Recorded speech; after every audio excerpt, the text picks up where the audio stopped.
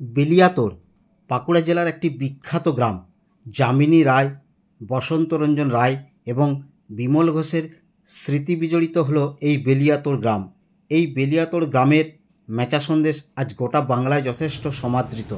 মেচা Sandesh GI স্বীকৃতি পাওয়ার বোধহয় আর কয়েকটি ধাপ বাকি।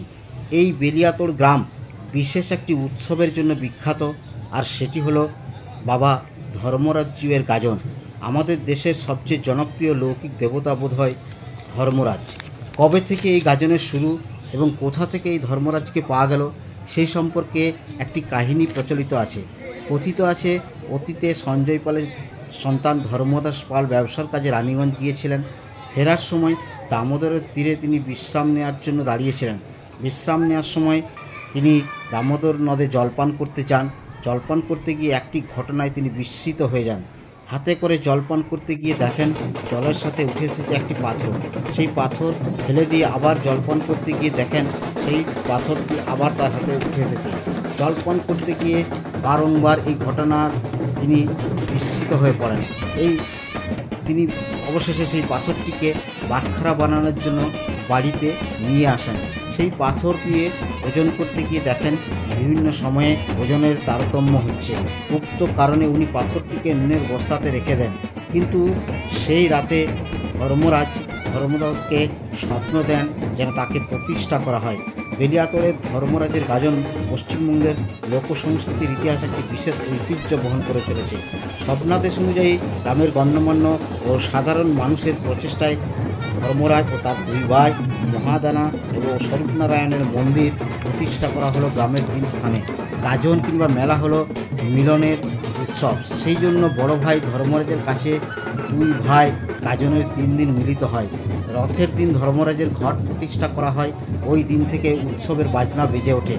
গাজনের আগে বাবা ধর্মরাজের প্রতীক হিসাবে পাট কিংবা শাল বের করা হয়। কথিত আছে, রানী রঞ্জাবতী মানসিক কামনায় পাট বা শালের উপর ভর করে কঠোর কৃচ্ছ সাধন করেন এবং তার মনস্কামনা পূর্ণ হয়। ধর্মরাজ গাজনের পাটটি 3 থেকে 3.5 ফুট লম্বা হয় এবং এতে অজস্র পেরেক পোতা থাকে এবং পাটের সামনে একটি ত্রিশূল পোতা থাকে।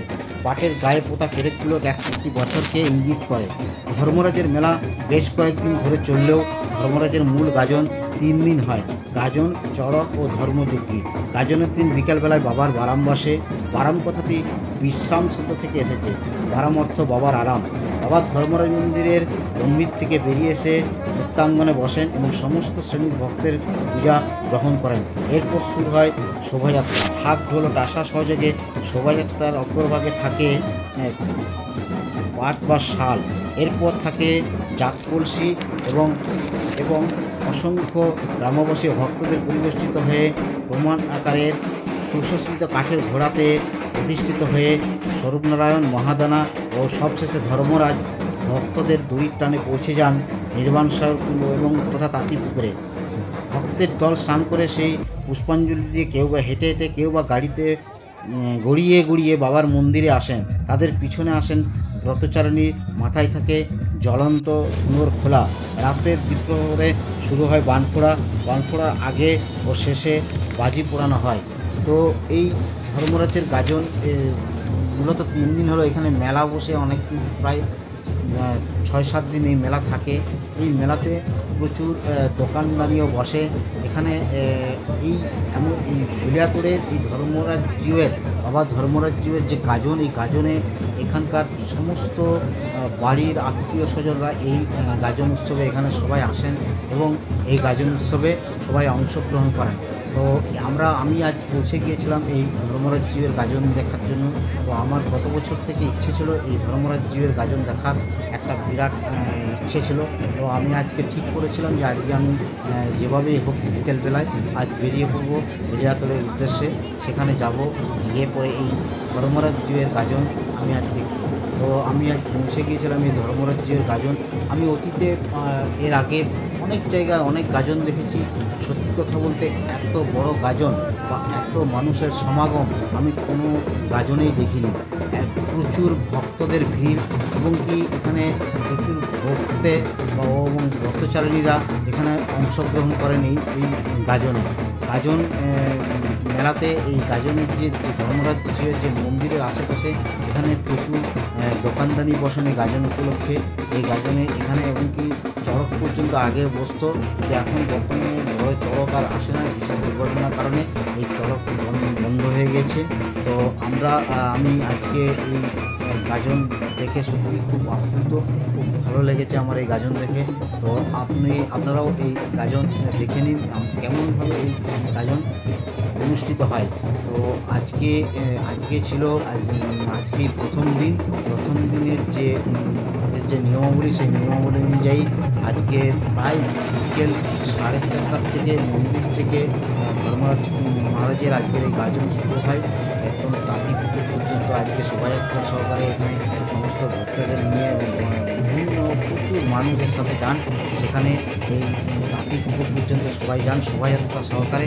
ঢাক ঢোল তাশা সহযোগে এই তাঁতিপুকুর পর্যন্ত সমস্ত এখানকার যে কমিটি এবং এখানকার যে সমস্ত মানুষ এখানকার কিন্তু প্রচুর ভক্ত পর্যন্ত এই গাজন উৎসবে অংশগ্রহণ করেন। তবে এখানে দেখলাম এই গাজন উৎসব উপলক্ষে এখানে পুলিশ প্রশাসন কিংবা এখানকার জেলা প্রশাসনের বেশ যথেষ্ট ভূমিকা গ্রহণ করে এই গাজন উৎসব যাতে সুষ্ঠুভাবে সুসম্পন্ন হয়। তো আপনারাও আজ এই বাবা ধর্মরাজ্যের গাজনের যে প্রথম দিনের যে নিয়মাবলী, যে শোভাযাত্রা সহকারে যে যাত্রা, যে তাঁতিপুকুরে যাওয়া, সেই শোভাযাত্রার দৃশ্য আপনারা আজ দেখে নেন। তো সেই কারণে আজকের ভিডিও বানানো। তো যদি আমার যে তৈরি যে ভিডিও, এই ভিডিওটি যদি আপনাদের অবশ্যই ভালো লেগে থাকে তাহলে অবশ্যই লাইক ও শেয়ার করে দেবেন এবং পারলে কমেন্টও করবেন। আর পরিশেষে জানাই, যদি আমার যে ইউটিউব চ্যানেলের যে ভিডিওগুলি আপনাদের সত্যি ভালো লেগে থাকে তাহলে আপনি অবশ্যই আমার এই চ্যানেলটিকে অবশ্যই সাবস্ক্রাইব করে দেবেন। তো পরিশেষে আপনি বলি যে আমার সাথে ও পাশে থাকার জন্য আগাম ধন্যবাদ জানাই। তো পুরো ভিডিওটি দেখুন শেষ পর্যন্ত, অবশ্যই আপনাদের ভালো লাগবে। যারা এই গাজন হয়তো দেখেননি তারা ভবিষ্যতে চেষ্টা করবেন যাতে পরের বছর এই গাজন দেখতে যেতে পারেন। তো আমি সেই কারণেই এই ভিডিওটা বানিয়েছি, কারণ আমি গত বছর আমিও চিন্তা করেছিলাম যে এই বাবা ধর্মরাজ্যের যে গাজন সে গাজন উৎসব দেখতে যাব, কিন্তু গত বছর যখন আমি শুনি এবং সেই গাজন উৎসব পেরিয়ে গেছে। তো এবছর আমি আগের থেকে ঠিক করে রেখেছিলাম যে আমি যেদিন গাজনের উৎসবের প্রথম দিনই আমি যাব, এবং অনেকেই বলেছিলাম যে কবে হবে সেটা যেন আমাকে জানিয়ে দেয়। আমার একটা বন্ধু সেই বুড়িয়াতল গ্রামে বাস করে, তো ওই বন্ধুকে ফোন করে আমি জেনে নিয়েছিলাম কবে শুরু হবে এই বাবা ধর্মরাজ্যের গাজন। তার কথা অনুযায়ী আমি আজকে পৌঁছে গিয়েছিলাম এই বুড়িয়াতল গ্রামে। তো এই বুড়িয়াতল গ্রামে গিয়ে আজকে ধর্মরাজ্যের গাজন দেখে সত্যি খুব ভালো লাগলো। তো আপনারা শেষ পর্যন্ত এই ভিডিওটি দেখুন।